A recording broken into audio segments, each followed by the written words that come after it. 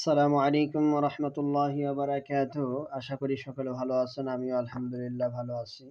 আজকে যে বিষয়টি নিয়ে আলোচনা করব সেটি হচ্ছে অবাধ্য সন্তান ইনশাআল্লাহ বাধ্য হবেই। অর্থাৎ অবাধ্য সন্তানকে বাধ্য করার একটি তদবির নিয়ে চলে আসলাম।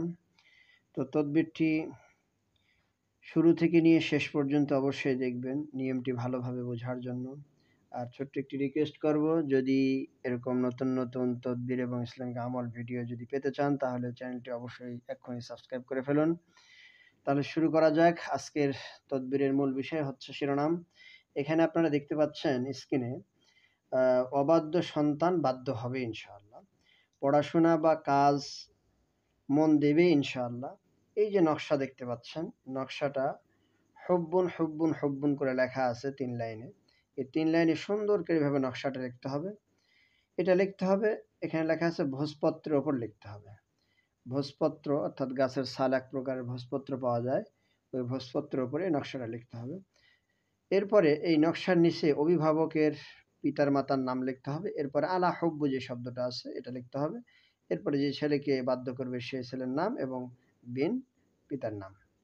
নিয়ম হলো শুক্রবার একটি নকশা, শনিবারে একটি নকশা এবং রবিবারে একটি নকশা, ৩ দিনে ৩টা নকশা লিখতে হবে।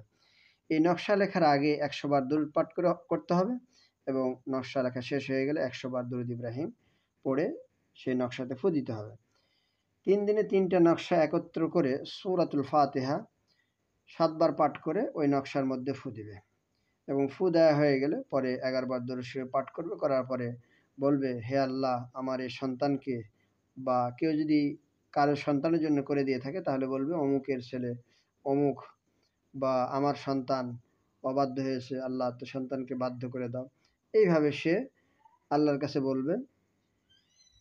এরপরে যে ৩টি নকশা সে লিখলো, এই ৩টি নকশায়, এই ৩টা নকশা, প্রথম নকশাটা ছেলে হাতে বাঁধিয়ে দিবে। ছেলে হাতে না বাঁধলে বালিশের নিচে দিয়ে রাখবে, আর একটি বাবা অথবা মা ব্যবহার করবে, আর আরেকটি নকশা গরম তাপের মধ্যে রেখে দেবে।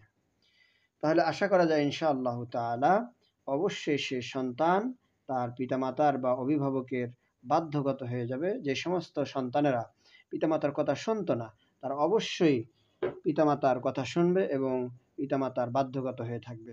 আশা করি সকলেই বুঝতে পেরেছেন। কোনো অংশ যদি বুঝতে অসুবিধা হয় তাহলে অবশ্যই কমেন্টে জানিয়ে দেবেন।